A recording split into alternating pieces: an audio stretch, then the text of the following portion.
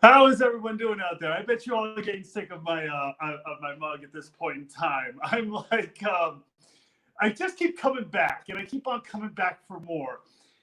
This entire time in quarantine has been kind of reflective, but it's also had an impact on everything that has gone on outside of what I'm doing, as far as like working in a restaurant, as far as like working on Vanderpump Rules, as far as all that other good stuff, as far as like doing even my own shows, my own productions. It has had an impact on all of it, and we're going to get to that in a few moments. But I hope everybody is having an amazing day so far today. Today I'm drinking actually tequila. Now this is actually important to me because what the topic is about today, it had okay, how do I say this? Because of what I would drink around this time of the year in past years, that it was always like a straight shot of tequila, you know, because it was a lot of fun, and there was a lot going on, and you know, you just go from one bar to the next, and you have a lot of fun with everything that's going on around you. And for me, it was all about tequila. All right, so cheers to you guys. So what do I mean by that? Well, today we're talking about gay pride and how the city of West Hollywood, where I've worked for 12 years, has been affected by this. Whether it was the parade, whether the community has had a little bit of I wouldn't say a setback, but it's like it's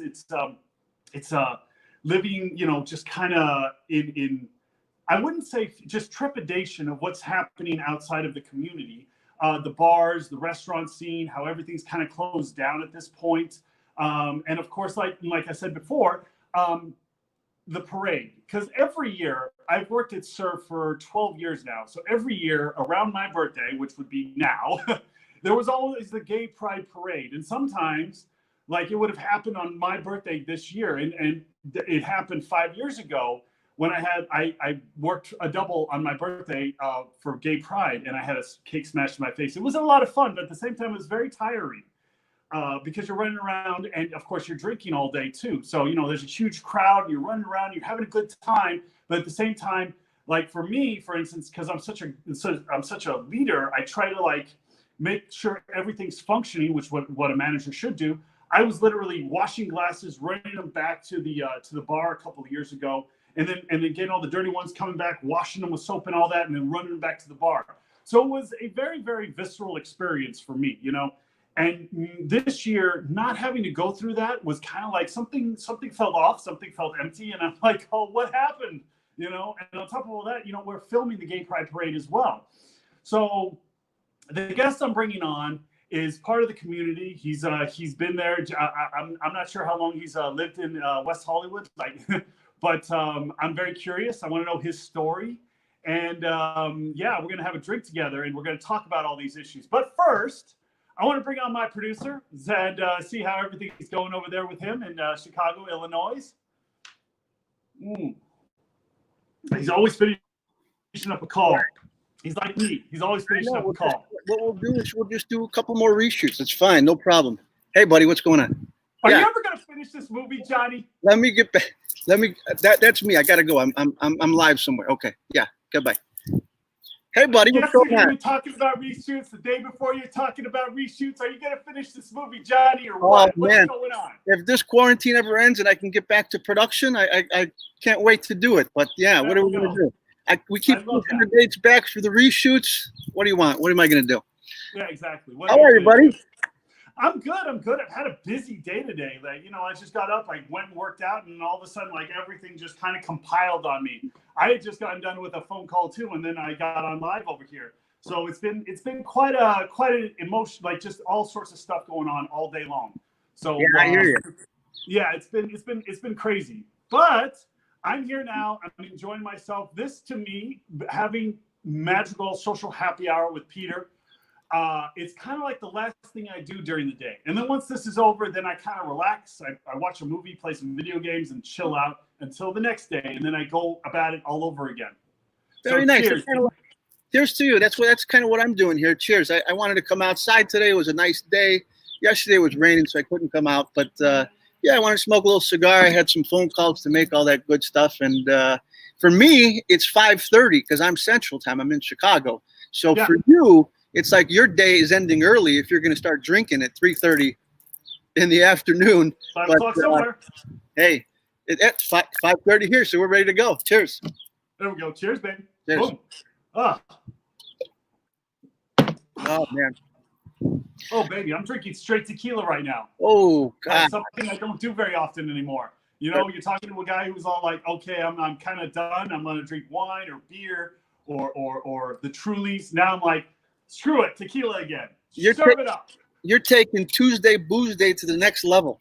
Yes, I am. Tuesday Booze Day. I like that. We're going to use that in the future, Johnny. I love it.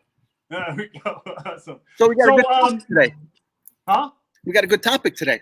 Yeah, we do. We have a great topic today. I'm like, because here's the thing. Like I said, I've been working at SIR for 12 years. So this is the first year we didn't celebrate like we usually celebrate. You know, the parade is all about like going out, showing our love, showing our pride, showing our love, whatever you're showing.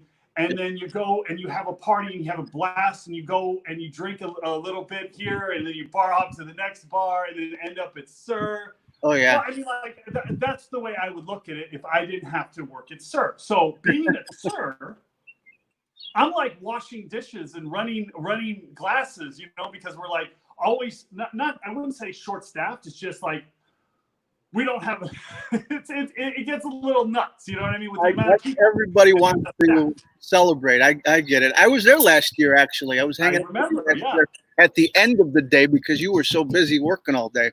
Yeah. Well, I remember we got a chance to have a nice little couple cocktails at the end of the night. But yeah, it was a lot of fun. It was my first time. A couple cigars outside too. Yeah. A couple cigars outside in the back where we usually sit down for the arguments. I never sit out there.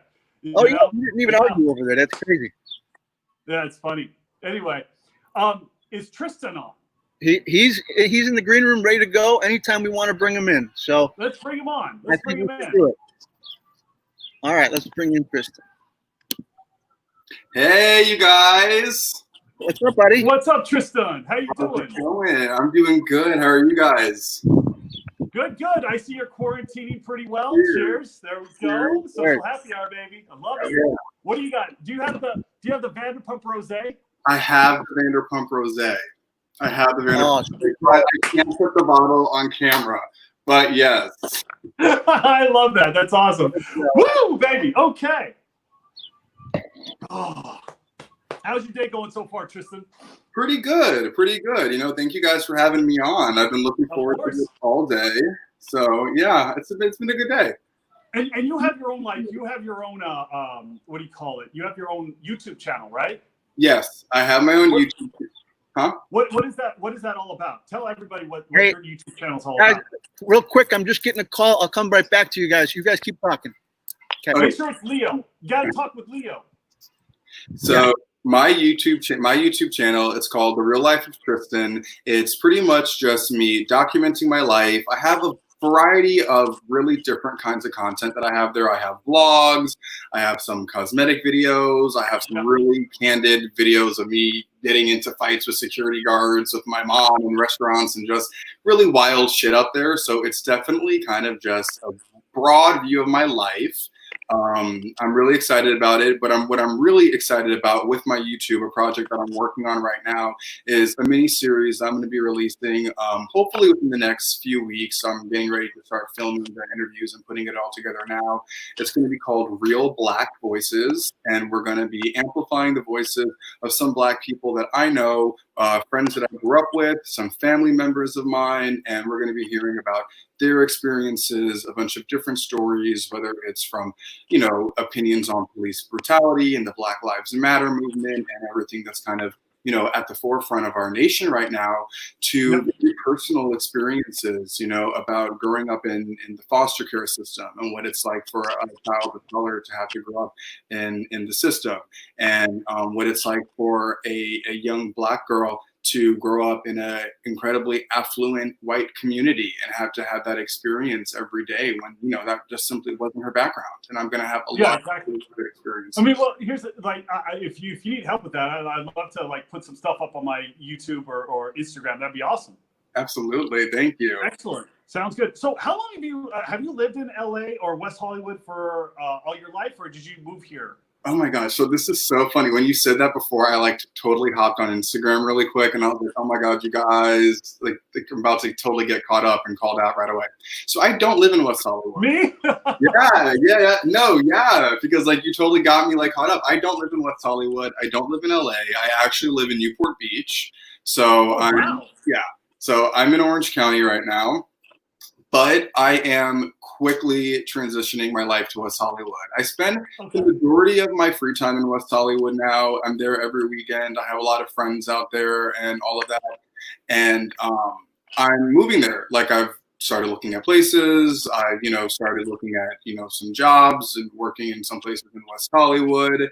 And I will be there in a few months. And I'm really excited to start making an impact in the community and, start, spreading my legs. So before we get into anything else, so you say you live in Newport. How is Newport different from West Hollywood in your view? Because I've been to Newport a few times, and let's face it, this is party central over here. Oh yeah. Okay, so Newport, it's it's like night and day. It's night and day. You know what I mean? I mean, this is basically Republican Beach out here, and it's a totally different environment and atmosphere and just vibe than you have up in West Hollywood. It's nice. I mean, it's really, really nice. Don't get me wrong. Listen, I go out to the quiet women. I've been known to get up on the table a time or two, have a couple of drinks with the housewives, you know what I mean? And I've had a time in Newport. I really, really have. But it's just not a place where I feel like I can thrive at the current moment with what I'm trying to do in my life, the impact I'm trying to make, and where I kind of want my platform to go from here. So I'm actually from Texas, so I live in Newport Beach now, but I'm from Texas. I moved to California a little over a year ago. I actually came out here, it's something that maybe not a lot of people know, but something that I'm very transparent about. But I came out here to go to rehab for. Oh, wow. Yeah. Rehab for what? Just alcohol or? For mental health. Wow. Okay. Yeah. So it's something that's very new that not a lot of people are even, privy to the fact that, this is something that's offered to people. But it is. I was very fortunate. I went to a place out in Westlake Village. It was really, really nice, and it definitely gave me the help that I needed. I had depression, anxiety, post-traumatic stress disorder, and it was, it prohibiting me from having a normal life in the same way that alcoholism or drug addiction would to somebody. So yeah, exactly. I went through that. Yeah, so I went through that, and then I decided to stay out here. I wasn't sure where the right place for me to land was. I had a friend who lived out in Orange County and was like, come stay with me for a month, figure out where you want to be. And I just, where I came from was just really kind of bougie. I mean, what would I compare it to? I don't know, Beverly Hills, someplace really nice like that. So Newport was really easy for me just to kind of be like, okay, this is comfortable. It's familiar to me. Let me just sit here. But I got to get, like you said, West Hollywood where the party at, baby. So What? I know, right? I know. Here I am. I'm getting old. I can't be partying like I used to anymore. Oh, This please. probably is gonna make me. This is probably gonna like slay me for like a couple of days. Oh gosh, I'm getting up there, man. you don't I'm give gonna, yourself I'm enough gonna be credit. 40 in 3 years. Shit. Dude, you can hang, dude. You can still hang. Come on. So wait. So how long have you been in Orange? When did you move from Texas? I'm from Texas, actually. I moved from Right. Texas to Los Angeles in 2005. Oh, I didn't know that. Huh? So we're in Texas. I didn't know that. So we're in Texas. Yeah. We're in Texas. I'm from the Woodlands. Woodlands. Okay, so it's like East Texas. Yeah, Right? outside of Yeah, Houston. there you go. But Northeast they Texas. actually call it the Orange County of Texas. Of Texas. That's Yeah. funny. That's hilarious. Yeah. I've been up there one time. I had one of my cousins was getting married up there, so I went over there. It just took the drive from, because I went to Blinn College for about a year and a half, Nice. and before I transferred to USC, and yeah, I just took a drive up, because one of my cousins was getting married. Anyway, so when did you move out to Orange County? What was it? In September of last year, but I had came out to California in May of 2019. Okay. And have you experienced gay pride over here? I haven't. Okay, so You haven't. a friend of mine, Manny Patel, who's like famous in West Hollywood. I don't know if you know him or not, but he does float for the British consulate every year. And last year he was like, "Oh, come be in the float, brought me in the parade, all that stuff." But like I was literally in rehab, So they're like, "No, like you can't go do that." Yeah. How long were you in rehab for? 70 days. Oh wow. Okay. Yeah. Damn. That's but it did you good, right? Oh God, yeah. It transformed my life. It Yeah. transformed my life, and I would recommend, the path that I went down to anybody who really feels like they're experiencing struggles with their mental health, like not substance abuse, but with their mental health. I would definitely recommend the same thing that I went for them. I mean, yeah, it changed my life. That's awesome, dude. Because I'm like, because I try to think like I have a strong mind, but I might, dabble in that later on. I don't know. I don't know. But that's great. That's awesome. Good for you. That's because you took charge of your own life and you decided to change it. Definitely. So back to the YouTube channel. So you really want to target like, what exactly do you want to target with it? With my YouTube channel or with the Real Black Voices? Before we get to the Real Black Voices, the YouTube channel. Oh, my like, YouTube. What is your demo? What do you really want to target with that? It's just kind of something that I've been on Snapchat and Instagram making an absolute. Am I allowed to cuss on here? I don't know. Absolutely. Okay, I'm making a fucking fool of myself on Snapchat and Instagram since I was like, I don't know, in high school practically. And people were like, yo, just do the same shit, put it on YouTube, you can make a lot of money, blah, blah, blah, blah, blah. And then I had thought about it and I went back and forth because I knew like I wanted to deliver something of like a certain caliber, you know what I mean? Like I wasn't just gonna pull like a Mike Shoehead of Shaw's Sunset and like film some shit on my phone and put it on YouTube once every 10 months. You know what I mean? Yeah. So I definitely wanted to come like prepared. So I took my time. I got everything right. I'm really still getting my footing and kind of figuring out what direction it's going to go in. I just know that I want to just kind of expose everything right now. And my audience or demographics or target is kind of everybody because I know like the kids love me. So I serve the kids. Like I serve the kids looks, I serve the kids the tea, I serve the kids everything they want because the kids love me. Like those teenagers, high school kids, absolutely. And then like, the middle-aged women, the housewives, they love me too. So I kind of go for them. A lot of, older white Republican closeted gay men also like me. So if they want to watch, they're more you have a lot of too. You have a lot of boyfriends? Do I have a lot of boyfriends? Yeah. The closet Republican. Oh my gosh, I'm sure they wouldn't want me to say so. But I'm kidding. I'm joking. I'm not putting you on this spot. Real quick though, and this is something I want to get to in this whole interview. It's like, how has this quarantine affected you as a person, as opposed to like, because I want to get into like, how it's affected the community, but you in particular, because I know how it's affected me. I haven't been on a date. I'm like, everyone asks me, Peter, do you have a girlfriend yet? I'm like, I can't. Here's the thing, Tristan. I was flying like this, you know. Actually, my dating life was like this, but I was flying high, and all of a sudden, you know, the beepers when you're bedside for someone that's about to die or whatever, you know, the flat lines, and that's me. I'm flatlining as far as my dating life goes. It's like, no, it's so interesting because I feel like you always are kind of a little bit more private, like from what I see on the show and things like that. You know, you only come. I've had one girlfriend on the show, and then all of a sudden, like last year, I started like, okay, well, I'm gonna make a scene and go home with a bunch of girls, like whatever, you know what I mean? But it's like, I do want to show more of my private life on the show, but it's, you know, it's whenever the opportunity presents itself. You know what I mean? I totally understand that. I'm sorry for cutting you off, bro. No, absolutely. No, yeah, I get that. I get that. So no, the quarantine, how it's affected me, I don't know.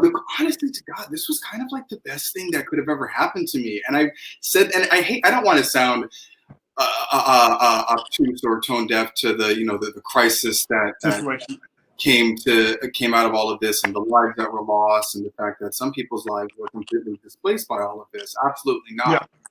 You know, I think taking the break from society, and I should say from kind of reality in a way, was what was beneficial to myself. You know, I was in a job that was really, really toxic. It was just negative I was around horrible people, and I hated it. I absolutely hated it. I ended up being able to get out of there through all of this. Yeah. I kind of stumbled around a little bit, you know, personally. Had some weird people kind of come in and out of my life. Some various boyfriends, guys, whatever you want to call them, come in and out of my life, you know. You know, so it was a little bit like that for a little while. But then there just became a moment, and it was at my 24th birthday. No, my 24th birthday is when I started fucking spiraling and becoming a crazy person.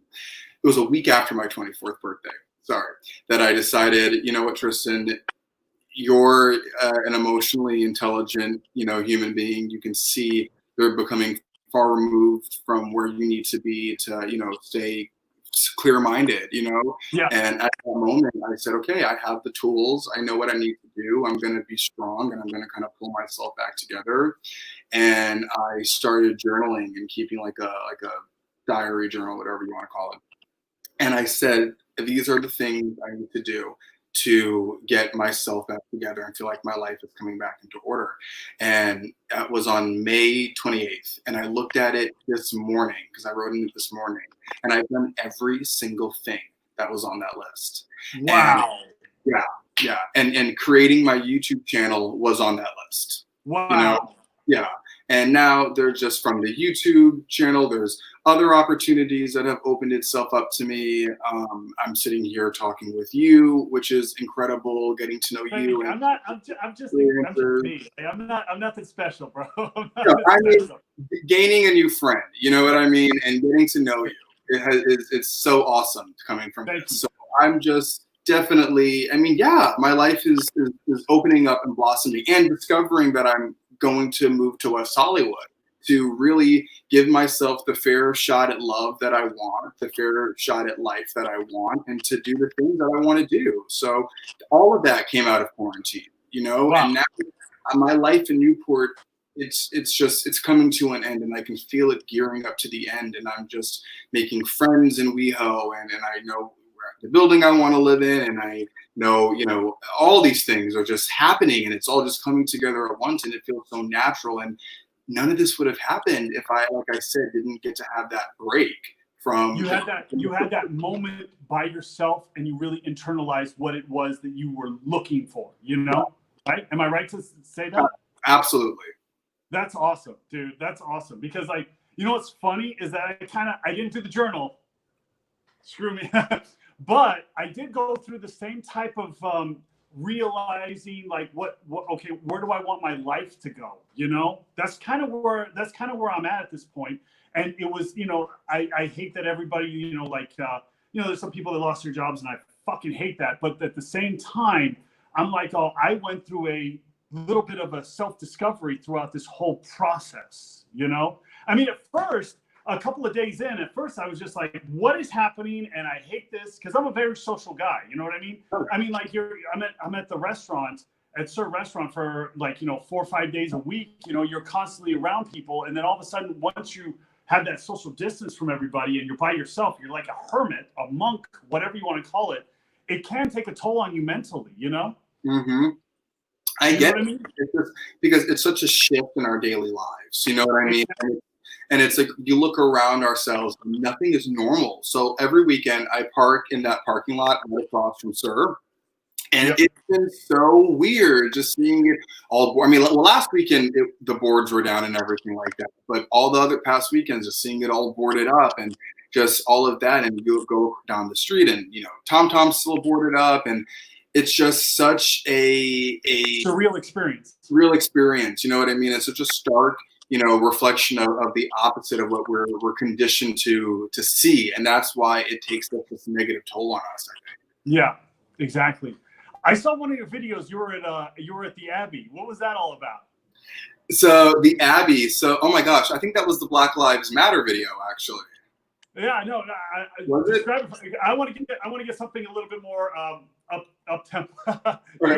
We just had our moment. Okay, now let's take it out again. So the Abbey. Okay, so I was actually on my way down to, I think, a sit-in or a protest. I don't know, something like that. I ended up getting lost. I was like, okay, well, I don't know. I don't believe in stressing myself out, so I'm just like, go figure out something fun to do. I drive down. I see some places, along, North Robinson and everything was opening back up, and I saw the Abbey was open, and I was like, fucking hell yeah! It's like June 1st, Gay Pride is like kicking off. Let me go down and go, check out the Abbey for a little while. And it was fun, I saw that guy, the Ken doll guy, and he was unbotched, and they wouldn't give him his surgeries anymore, and he has all these implants like all over his body and face and everything. He was there, yeah, with like his whole entourage. So that was pretty cool. And no, yeah, the Abbeys. I go to the Abbey probably every weekend, I think. Oh, I love it. Well, that's got to be a drive for you though, from Newport up. Like it's like actually right now because there's no traffic. I mean, I think that's pretty that's a pretty easy drive, right? No, you know what it is? Okay, so living in the Woodlands, I would drive into Houston all the time. You know what I mean? I mean, just growing up doing that. And it was such an easy drive. It honestly really, really was. And first off, we have like 80-mile-per-hour speed limits in Texas, okay? So, this like 60 miles per hour shit, I'm like, it doesn't make any sense. Anyway, so when I go to like just LA, it's like 45 minutes and it's a really quick drive and it's just, all right, nice, simple. But when I started going to like West Hollywood every weekend, that extra like 30 minutes to get there, I'm like, holy fuck, man, I can't be doing this every weekend. It's like, this is crazy. It takes a lot of time, seriously. It does take a lot of time. But so one of the questions that I really had was, how do you think this quarantine affected our gay pride? I think that because like for me, coming from me, like I was working gay pride for 12 years, you know what I mean?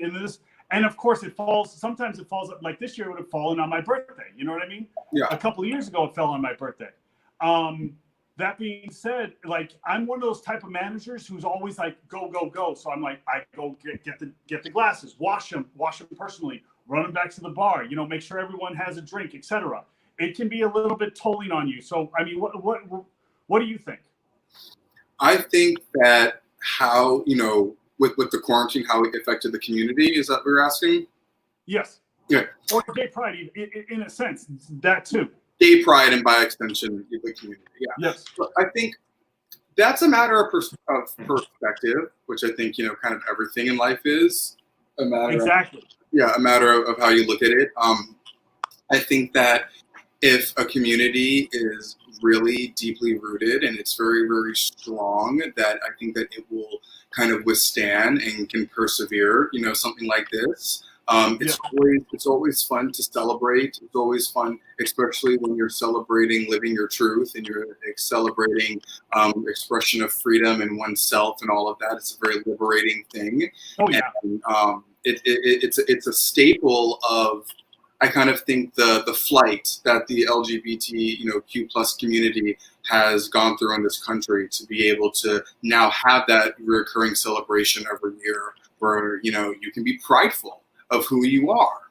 Yeah, And one of my whole things, not to cut you off, I'm sorry, but one of my whole things was like, it sucks that we're not able to celebrate with me, with you guys. I'm not able to celebrate with everybody that this whole thing. You know what I mean? Like where the gay community, the LGBT community comes from.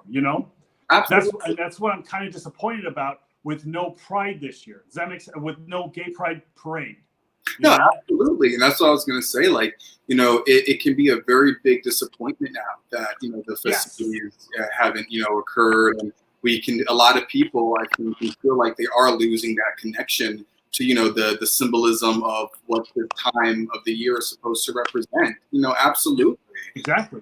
And you can kind of feel, especially just with everything else, aside from, the fact that coronavirus has been prohibited, this year's Pride festivals, everything else that's going on socially in the country, it can kind of feel like this is almost a little bit of oppression. We couldn't do Pride and we have all of this going on and the riots and the government and however you want to look at it, So it brings a damper on it. But I think that, if you want to really show people what the grit of what this community is and the resilience that this community can possess and what they're capable of, it shows that we can stay connected in other ways, like doing this right now on social media, and we can still celebrate being prideful and celebrate one's truth and self-expression, because that's kind of what I'm doing right now. Like, I've never actually gotten to experience LA Pride, but I'm sitting here right now very proud and happy to be sharing my experiences, for all of your viewers and everything. So I love it. I'm happy you came on. That's Thank awesome. you. Yeah. So being able to stay connected, I feel like, is how we can celebrate Pride and kind of, have those things live on while we have to adapt to this strange situation that we're all going through right now. Yeah, exactly. No, I hear you. Well, you know what? Cheers to that, baby. I love it. Cheers to that. Where can everyone find you at? Like, what's your YouTube channel? So my YouTube channel, you can Google me, Tristan Fifield. My name is spelled with an O. It's like, I think I'm the only Tristan on the face. I noticed that because when I was speaking I was asking to Siri to like text you or whatever. I was like, "Hey Tristan," and it came up AN instead of ON, and I sounded it out too. And I did notice when you texted me that it was with the O. So I was like, okay, that's nice. Yes, I definitely appreciated that. So you can find me on YouTube, Google. I'm, The Real Life of Tristan. That's kind of what the channel's name is. But that's cool. I like that. Thank you. Yeah, at Tristan Fifield on Instagram. And that's me. You can always find me. I'm easy. Awesome. This was great talking to you, Tristan. And don't be shy. Like, you can come on anytime. I have a bunch of people that I told that to before. So whenever you want to come on, you can come on. Seriously. Absolutely, Peter. And anytime you want me to come on, like if you think, I'd love to get Tristan's opinion on this, whatever, let's have fun. Definitely. Call me on, dude. I'm down. Thank you so much. That's awesome. Perfect. You're welcome. I love it. Awesome. It was great talking to you, Tristan, and I hope to see you soon over here in West Hollywood. Absolutely, man. I'll definitely catch you out there soon one of these weekends. Tristan, it was awesome listening to you, man. I finished up my phone call quick, and I caught almost all of this. And thank you, Johnny. It's such an inspiration, man. What you did during this COVID and the lockdown and quarantine, you empowered yourself to really take it to the next step. And now look at what you're doing, and you're spreading your message on YouTube, which I think is great, and social media, and you're trying to be a force for good. So I applaud you to that, and keep going, man. It's great to hear an inspiring story. Thank you. I really, really appreciate you saying that. That's really nice for me to hear. Thank you, guys. Everyone go follow Tristan, man. He's a great guy. And check out his YouTube channel, Life of Tristan. Boom, baby. With an O. With an O. With an O. With an O. With an O. Keep it real always, okay? I love it. Tristan, you're awesome. I'll see you soon. See you soon, Peter. All right. That was an awesome interview. Johnny, do we have any comments today? That was great. Of course we had comments. We should have kept Tristan on for a couple of these comments. Let me see. I can actually bring him back. Let's read a couple. Hang on. Hey, what's Oh, come on. There we go. He didn't leave, but here we got a couple. There we go. He's still on. There we go. Let's bring some comments on. My brother lives in Argyle, Texas. Tristan, do you know where Argyle, Texas is? Argyle, Tech? No, I don't. I don't remember where Argyle was. I haven't been to Texas in a decade, so there you go. I haven't been to Texas since I left, but shout out to Argyle. I've never heard of Argyle. Still shocked Peter doesn't have a bay. I know. Dumb. I don't know what a bay is. Dumb K-off crow, whatever. I'm with you. I'm trying to figure out why Peter doesn't have a babe myself. It's actually, I can tell you later, Tristan. It's a little bit of a secret, but Okay, I love secrets. Well, no, it's still some tea there. I can tell you, like I started dating her again this year, and yeah, it kind of, I don't know. I'll tell you all about it. Yes, You know? that's I don't know what it is. It's like mentally, you just anyway. I'll tell you. There's a reason why. Wow, Tristan. Yeah, wow, exactly. Your story was inspirational. Oh, Karen, I hope you want to. Karen, I love your name. Clarence Pryor, Peter, you're a great manager. I'm honored to be friends with you. Thank you, Clarence. You're awesome too. I hope everything works out with you when you move. Catherine, happy Pride. Happy Pride, Catherine. I love you, Catherine. You're awesome. That is so cool. That is so awesome that you get to interact with people like this too. Yeah, it's I try. You know what? I try. Anyway, that being said, the tradition behind this whole show is I keep going until the drink is gone.